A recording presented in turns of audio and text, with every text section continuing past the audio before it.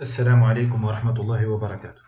Pour la micro-interrogation, on va dire que D1 égale les points x, y, z appartenant à R3 de telle sorte que x au carré plus y carré plus z carré est inférieur ou égal à 1 et z est positif. Donc si on veut dessiner cet ensemble-là, c'est bien sûr la sphère, mais on va prendre seulement la partie supérieure. Donc c'est ça D1. Pourquoi la partie supérieure? Parce que Z est positif. On aurait pu écrire ici Z inférieur ou égal à 1 moins racine. Je m'excuse. Z inférieur ou égal à la racine de 1 moins x au carré moins y carré. Dans le cas d'une sphère, x au carré plus y carré inférieur ou égal à 1 sans cette partie de z positif, ça serait z inférieur ou égal et z supérieur ou égal à moins racine de 1 moins x au carré moins y carré. Mais pour notre exercice, c'est seulement cette partie-là pour ceux qui veulent utiliser les coordonnées cartésiennes. Maintenant, pour la deuxième partie, D2 c'est égal au point x, y, z appartenant à R3 de telle sorte que x est inférieur ou égal à 1 et y est inférieur ou égal à 1 et z compris entre 0 et 1. Donc si on veut faire ça, ça serait x. Donc x égale à 1. Pour dessiner x égale à 1, c'est cette droite-là. X égale à moins 1. Donc c'est ça, x égale à moins 1. Maintenant, y égale à 1, donc c'est ça, y égale à 1. Y égale à moins 1, c'est ça, y égale à moins 1. Bien sûr, toutes ces droites-là ne s'intersectent pas. Pourquoi? C'est seulement... j'ai fait une faute. Quelle est la faute? On va revenir pour vous expliquer quelle est la faute. En dessinant x égale à 1, qu'est-ce qu'on a fait? On va dessiner ici dans le plan. Dans le plan, on fait x égale à 1, ça serait parallèle à la droite x égale à 0. Et ici, quelle est la droite de x égale à 0? C'est cette droite-là. Cette droite-là, c'est x égale à 0. Donc, si on veut dessiner x égale à 1, ça serait une droite qui serait parallèle à x égale à 1. Donc, si on avait un plan défini par deux vecteurs de ce genre-là, alors ça serait x égale à 1 parce que ça serait parallèle à cette droite-là. Donc, on revient. X égale à 1, c'est ça. Maintenant, pour faire y égale à 1, ça serait parallèle. Bien sûr, c'est pas y égale à 1, ça. Parce que y égale à 1, c'est le plan. Donc, en réalité, le plan y égale à 1, c'est ça. C'est ça, le plan y égale à 1. Mais puisqu'on va faire des intersections et essayer de comprendre après, donc ça, c'est y égale à 1 et z égale à 0. Cette droite-là, c'est y égale à 1 et z égale à 0. On va faire maintenant la deuxième droite, c'est qui est y égale à moins 1 et z égale à 0. Maintenant, la droite. La droite y égale à 1, on va la faire en vert par exemple. Y égale à 1 et x égale à 0 serait cette droite-là. Ok? Maintenant, y égale à 1 et x quelconque seraient toutes ces droites-là qui vont définir notre plan. On va faire une certaine restriction pour vous montrer, c'est ça le plan. Donc, on revient. Maintenant, si on est pour z égale à 0, notre domaine serait celui-là. X ne dépasse pas cette droite-là et ne dépasse pas cette droite, et ainsi de suite pour Y. Maintenant, Z serait compris entre, je m'excuse, c'est pas 0 et 1, mais plutôt moins 1 et 0. Dans ce cas, Z égale à moins 1, on ne peut pas le dessiner parce qu'on a dit que ce n'est pas une droite. Donc, on va dessiner z égale à 1 et x égale à 0. C'est cette droite-là. Z égale à 1 et y égale à 0. C'est cette droite-là. Pour nous, ça serait quoi? Ça serait ça.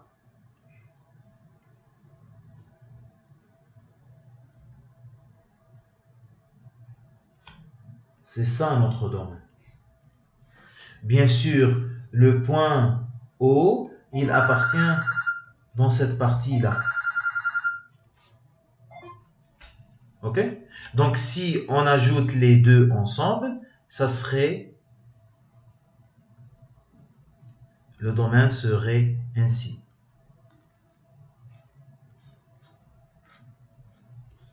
Bien sûr, ce n'est pas très précis, mais le domaine serait ainsi. Donc, D1 au haut et D2 en bas. Bien sûr, pour obtenir les bornes d'intégration, c'est très facile parce que la première partie, c'est la partie... Donc, je vais ouvrir une nouvelle page. Je ne sais pas... Ah, ok, c'est bon. Donc, pour D1, les bornes d'intégration, on peut dire que R, le rayon, parce qu'on a x au carré plus y carré plus z carré inférieur ou égal à 1. Donc, le rayon, il est compris entre 0 et 1. Parce que z est positif, donc phi est entre 0 et pi sur 2. Puisque θ n'est pas donné ici, donc 0 et 2pi. Bien sûr, si on veut faire les bornes d'intégration en coordonnées cartésiennes, malgré que l'intégrale serait un peu difficile.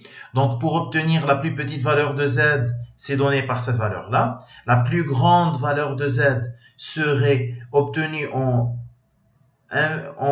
minimisant les valeurs de x au carré et y carré, c'est-à-dire la plus petite valeur de x au carré c'est 0, de y carré c'est 0, donc z serait compris entre 0 et 1. On va fixer z, donc z fixé, cela veut dire que z serait une constante, donc on aurait x au carré plus y carré inférieur ou égal à 1 moins z carré.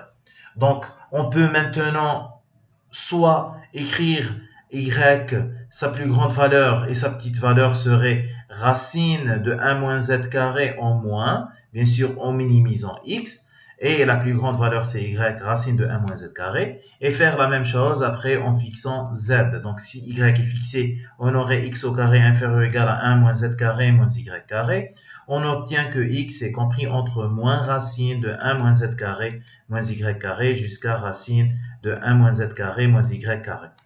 Par contre, je pense que la plupart des étudiants auraient voulu utiliser les coordonnées cylindriques. Dans ce cas, z serait compris entre 0 et 1. Ensuite, on aurait x au carré plus y carré inférieur ou égal à 1 moins z carré. Donc, le rayon serait compris en coordonnées, bien sûr, je précise ici, cylindrique. Ici, c'est cartésien. Ici, c'est sphérique. Donc, en coordonnées cartésiennes, le rayon serait compris entre 0 et la racine de cette valeur-là, c'est racine de 1 moins z carré. Et bien sûr, θ serait compris entre 0 et 2pi. Pour D2, c'est plus facile encore parce qu'on a déjà x compris entre moins 1 et 1, y compris entre moins 1 et 1, et z, je m'excuse, plutôt z, c'est compris entre moins 1 et 0. Donc, il suffit seulement d'intégrer. Maintenant, pour le deuxième exercice, nous avons l'équation x moins 1 au carré plus y moins 1 au carré inférieur ou égal à 1.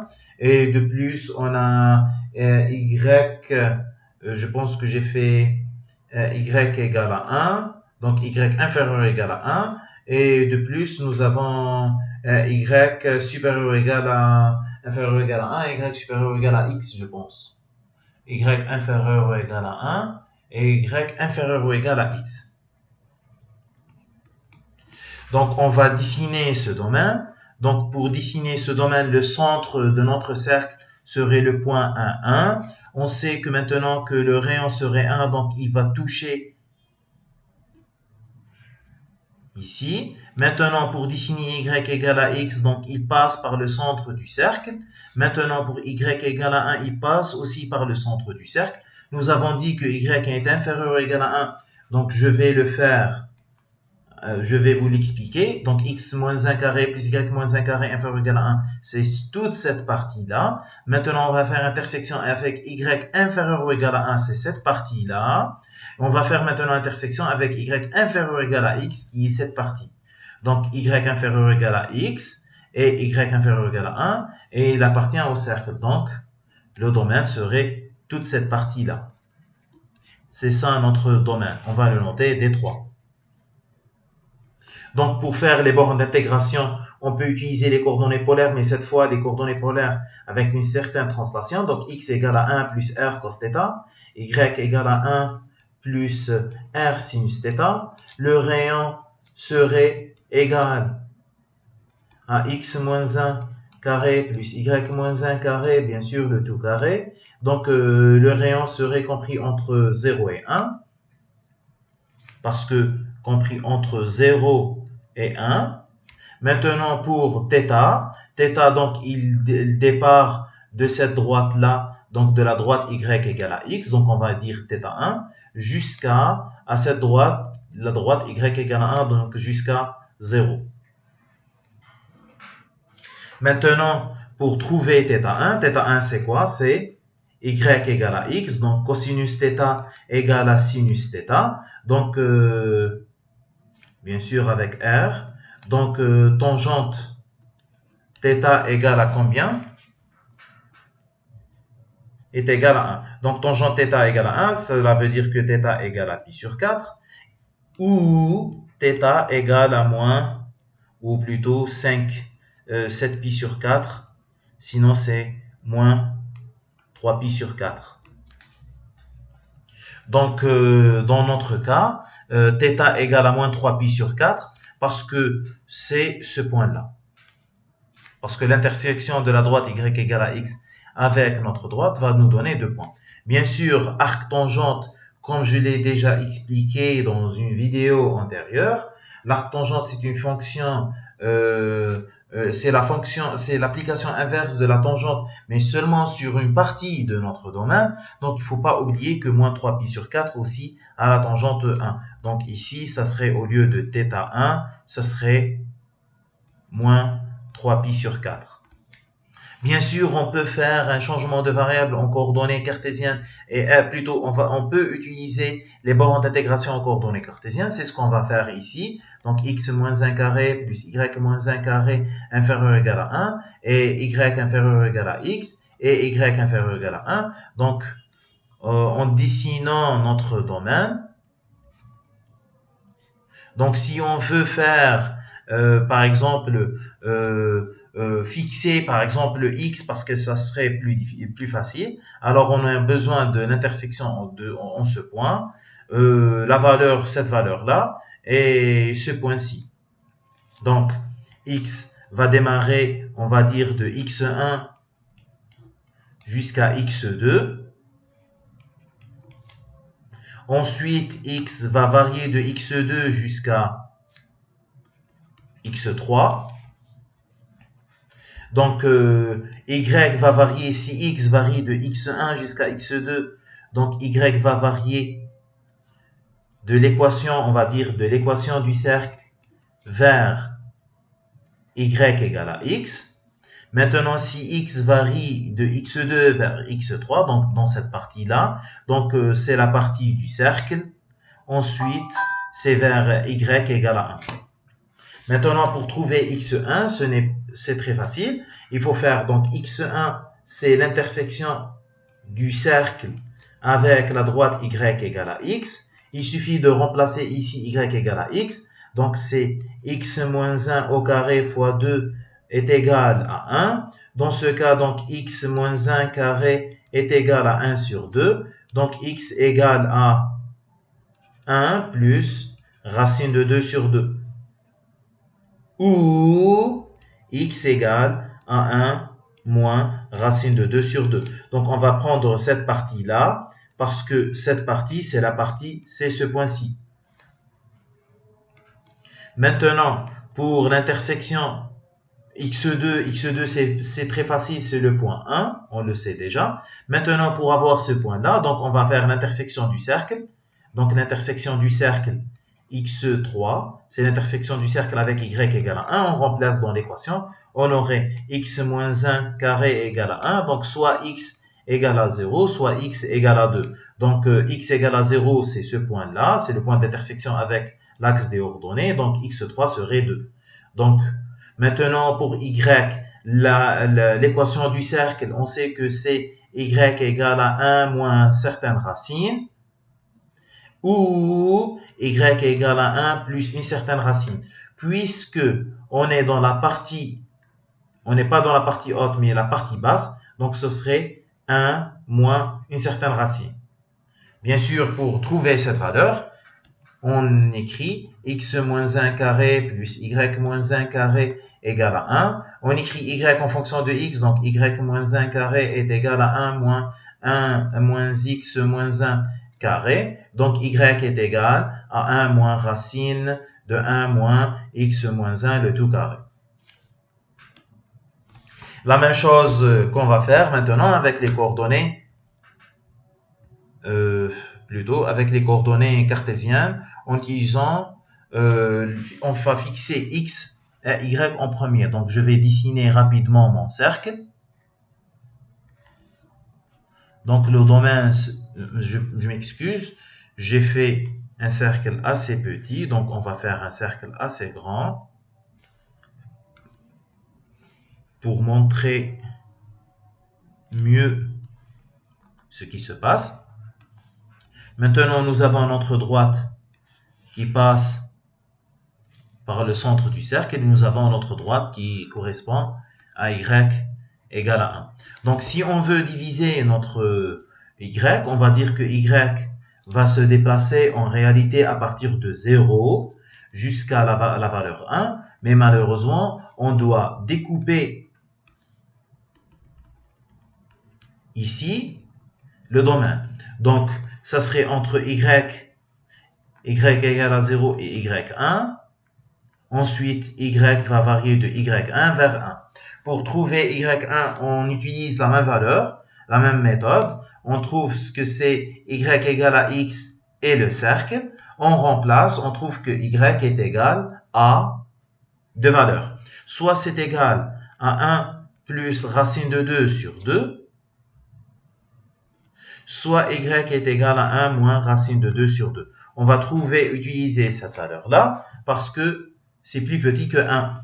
Parce que c'est ce point-là et non pas ce point-ci. Donc c'est ça y1. Donc c'est ça y1. Ceci, on ne va pas l'utiliser. Ensuite, quand y varie de 0 jusqu'à y1, x va varier dans le cercle. Donc x va varier du cercle vers le cercle. Ensuite, quand y varie de y1, de y1 vers y2, donc on est dans cette partie-là. Donc x va varier de cette droite-là, qui est la droite de y égale à x, vers le cercle. Maintenant, pour trouver la valeur du cercle, on va dire que cette partie du cercle sera donnée par x égale à 1 plus, et cette partie du cercle va être donnée par x égale à 1 moins. Donc, ici, c'est 1 moins. Ici, c'est 1 plus, parce que ici, plutôt, je vais la dessiner convenablement. Je vais l'expliquer convenablement. Je ne sais pas pourquoi. Ok, très bien. Donc, cette partie du cercle en haut, c'est y égale à 1 plus. Cette partie en bas, c'est 1 moins par rapport à y. Maintenant, par rapport à x, toute cette partie en pointillé serait avec un 1 moins, et toute cette partie, c'est avec un 1 plus. Donc, le premier x appartient à ce cercle avec un certain moins. Donc, ça serait avec un certain moins. Et le deuxième x, c'est ce point-ci, il appartient à cette partie du cercle, donc ce demi-cercle, qui est défini par 1 plus. Maintenant, la même chose ici, donc x serait 1 plus. Donc, en réalité, nous avons x moins 1 carré plus y moins 1 carré égale à 1. on trouve aisément que x est égal, en utilisant les mêmes relations, c'est racine de 1 moins 1 moins y moins 1 carré. Donc ça, c'est qu'on va noter x1, x2. Maintenant, c'est la même chose, c'est x2. Bien sûr, une certaine valeur. Donc x1 serait ainsi, x2 serait la deuxième partie qui est avec un certain signe plus entre la racine avant la racine. J'espère que cela a été clair et on se voit dans une autre vidéo. Assalamu alaikum wa rahmatullahi wa barakatuh.